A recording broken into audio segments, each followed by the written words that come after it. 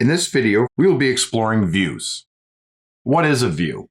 A view is going to be all throughout the system, and it's basically just what it says. It's a view of different lists or setup items in the system or different documents. You can get to views all throughout the system. So for example, if I'm in accounts payable and I want to see a vendor list, to get to views, basically you're going to click on one of these items here. So for example, I have vendors. I can click on my vendors, and what I'm seeing here is a view of my vendors. Same thing would apply if you're looking at different documents or transactions in the system. For example, if I go into bills and I click on the name bills, now I'm seeing a view of all my AP bills inside Sage Intacct. So basically this is a view. So it's something that you're going to be in, you're going to be using. It's common throughout the system. A lot of people don't realize the potential and the ability to customize and have different views, how effective it can be inside Sage Intacct. So hopefully this video is going to show you little tips and tricks and some pointers on what you can do with views. So in this scenario, if we go back to our vendor list, you'll see on the top, you're going to have some options that pop up by default for views. And they're going to be different depending on what area in the system you are. So for example, my vendors here, I have the ability to do some filtering based on a couple checkboxes. Do I want to include inactive vendors? Do I want to include one-time vendors? Do I want to display a hierarchy? You'll see this option throughout the system. And what that means is, and we'll see this a little bit more over in projects, is what that means is it'll display the parent-child relationship and indent it. So if you have a parent vendor and there's a bunch of sub-vendors underneath it, they'll be shown indented. Or if you just want to show them all completely separate, you'll uncheck that, okay, and things like that. If you have multiple entities like I do in this database, you'll also see a button for include private. So right now I'm at top level, so I'm only seeing vendors that were set up at the top level. So if you want to see maybe vendor lists throughout the system, if you have administrative rights and you can get into multiple entities, I could come into here and say include private. And now you'll notice the view will change a little bit and you'll see another column here and it'll show the entities. So if the entity is blank, it's going to be top level. But now as I scroll down, I don't have any vendors that were set up at the entity level, but it would show me here if I had multiple vendors set up. So these options on top are going to be typically available for you in all of the default views. You'll know it's a default view because it'll say all. That's the out of the box view. And one thing, you'll usually see what's called advanced filters here. So within each view, you'll be able to click on it and you'll be able to perform some additional filters right from this screen here, as well as going into each one of these areas here and typing in the vendor name, BRO, and it will show you all vendors with Bronson sign. The other thing you can do is, as always, when you're searching on a field in here, if you put a % sign and type in electric, for example, it'll show you all the vendors with electric in their name. So keep that concept in mind when you're filtering on these fields within the views. And in addition, we'll touch at the end on what is called enhanced lists, which are fantastic in the overall future of views in the system. And in a lot of places, you're going to be able to turn on these enhanced lists. We'll touch on that at the end of this video. And then you'll also see some additional groups that are built in maybe that they have where you can just see active vendors and things like that. One of the other things you can do with views is usually you can add new data from a view. So you'll always see, or you typically will see, an add button. So if I want to set up a vendor, I don't have to go over to here and say, hit the plus button and set up a vendor. I can do it right from my view. Okay, so I can add a new vendor. If you return, you want to get back to your view or back to your list, you hit this little icon over here, you'll see the dot and a slash, the 3 lines here. Everywhere you can hit and click on that, and it takes you right back to the view.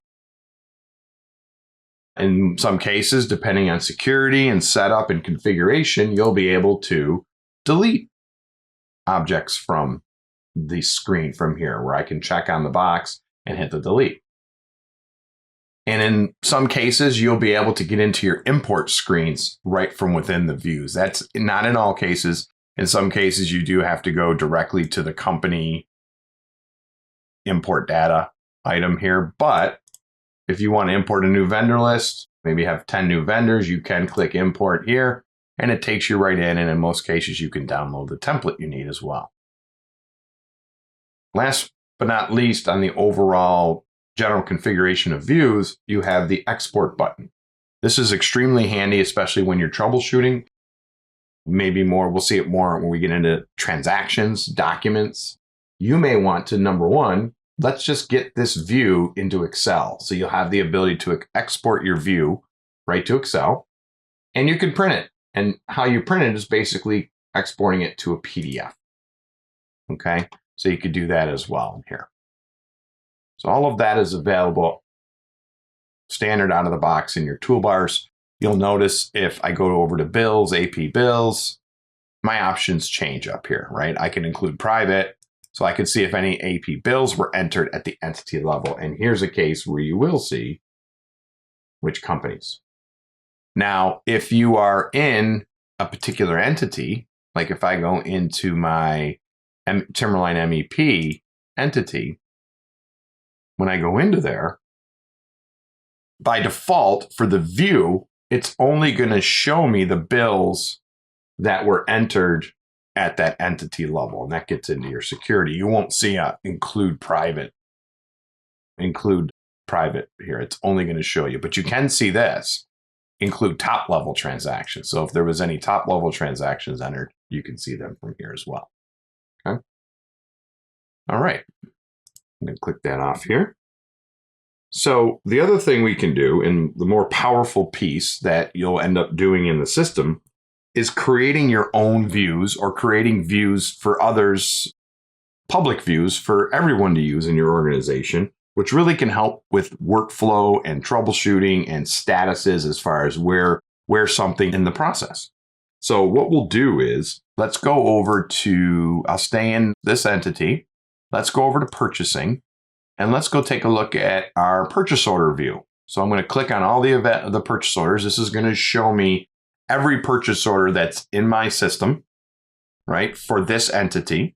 And this is my standard view. I can see PO number, vendor name, the state, whether it's been converted to an AP bill or partially converted or pending. Okay, so maybe I'm somebody who needs to go in and put an AP bill against a purchase order. So I don't want to have to sort through this whole list. I want to create a view, and I just want to see open POs. Okay. So what you can do over here is you have the ability, if you have the security to do so. If you don't see these, means you don't have the security. Check with your admins. But if I come into manage views here, I can create a new view and I can save a view as. The only difference is when you save view as, it's going to take this view and start you off. So I do like to save as, because then I don't have to select all these again. So here, I'm going to go into here and I'm going to say save view as, and you're going to name it. And let's call it open PO, open POs. Save. When you do that now, it doesn't pop up into that view. You have to then go over to here and flip it to open POs. And you can see sometimes there'll be some other default views already set up for you with your instance that comes already pre-built. Like if I want to see POs by vendor, whether it'll be in vendor order or by project order, so you can have different views. So we just created this one, open PO. So I'm going to flip on it. And right now it looks identical to the one that is in the all. But now we can go up to manage views and we can go to edit. And this is very similar to the custom reports wizard. If you've been in there using that, you basically can next through a bunch of steps. One being, all right, what do you want to show on your view? So is there anything else that we might want to see on this PO, like maybe total paid? Maybe we want the vendor email address or the vendor phone number, whatever you want to see on here. And let's see if we have a phone number. Let's go down here. Let's just put in contact phone 1. So you can go through here and it'll show you all the available fields that you have on this view to add to it. So maybe project, project name, whatever you need to do. And then you would click just next. And now you can order them. So this is where you can sequence your columns. So maybe I want project and project name on top. And maybe I just want to call it phone. And you could change the titles here too, phone and email. Okay, so you could do that type of stuff. And again, this is very similar to what you would do over in the custom reporting. You can skip steps if you want to just go to one particular thing, or you can just hit next through them. So the one thing I do want to do is we want to make this open POs. So we need to filter on the state. So if you remember, the state was pending, partially converted, converted. And so what we can do is we could put some filters on, and let's say state is not equal to, does not equal, converted. Okay. That's going to only show us POs that have some balance on them still. If they're converted, that means they've been fully converted. Their total amounts have been invoiced for. So does not equal to converted. Next, you could sort it. Right now it's sorting by date, newest to oldest. Maybe we want it by project. So let's do it by project. So you could make your own ascending, and then let's do oldest to newest. Okay, so you can make your own sorting. Next, now you can put a bigger description on your view, and whether you want this view to be public is whether you check this off as deployed or not. So if you check off deployed, you're saying I want everyone else to see this, and I also want to make this available to be put on a dashboard, which I'll show you later. If you do not deploy it, you will not be able to put it on a dashboard, and you will be the only one that can see your view. So there might be a case for that where it's something unique that you're troubleshooting and you don't necessarily want to junk it up on the menu for everybody else. But in general, this deploy here is critical, and it will show you on the menu. You can make it available for a dashboard. You can make it available for a custom navigation on a dashboard as well. And we'll show you that. So let's deploy this. And at that point, I'm going to click Save. And so now it should return us back to our main screen here. And now you can see I'm in Open POs. It's definitely in project order. And then from there, it's in date, oldest to newest. All right. There's my phone number. Looks like I didn't have any emails in here. And I don't know if my total page showed up as well. But that's kind of how you can do it. And then basically, if you want to flip back, you can always flip back to your all. But that open POs will now be there and be available for you. Another quick example might be over in projects. If I look at my project list, you'll notice here they have some views already built in. You'll notice here the display hierarchy shows well here. So you can see I have a main job here, Sub Foods Vancouver. And then I have a sub job for electrical versus mechanical, and see how it's indented. They're technically all three of them separate jobs, but we can always display a hierarchy and roll up and see totals by the main. Now, they do have some views already set up here. They have projects by PM or foreman. So you can kind of see here, it shows the project manager name. And so maybe I'm Andrew and I only want to see my projects. And no one made me a dashboard or anything yet. So what I'm going to do is I'm going to go into here and I'm going to say save view as, and I'll call it my projects. And maybe I'll just put my initials, AL, on there. Save. Oh, and it looks like I cannot put a print sign, so sorry about that. I'm going to save view as again. I'll say let's just do like this, put a dash then. Okay, my projects AL, save that. So now I can flip over to my projects AL, And as you saw before, I can edit it. And I'm just going to skip right to everything else is fine in that view. I just want to skip right to the filter, select filters. And I want to go ahead and find, and this takes a little work, but here it is right here, Project Manager ID. And I don't remember if I saved my name. So of course I might have to go back here. Let's do this. So I want to stay here. I'm going to duplicate this screen. So you can right mouse click on your browser, duplicate. And then I'm going to go back to the main project list. And right here, I can see that I need to put in this. I can copy it. And now I can go back to where I was, Project Manager equal to that employee ID. And then like before, do I want to deploy this or not? Nah, I just want to do it for my own here. So I'm not going to deploy that. Actually, let's deploy it just in case. Let's save that. Okay. So very quickly now, when I come in, and this will retain the last one you selected. So I'm the project manager for just these 3 jobs. Now I can just simplify this a little bit. One of the other benefits to deploying a view is you can now get to it off the menu item, which means you could link it to a dashboard. So for example, if I go back to purchasing, you'll notice on my purchasing menu now, you have this custom views. So any view that you've created and deployed now show up here, and they really become multiple reporting tools for you as well. So you'll see here, I should have, if I need to refresh my screen though. Let's see.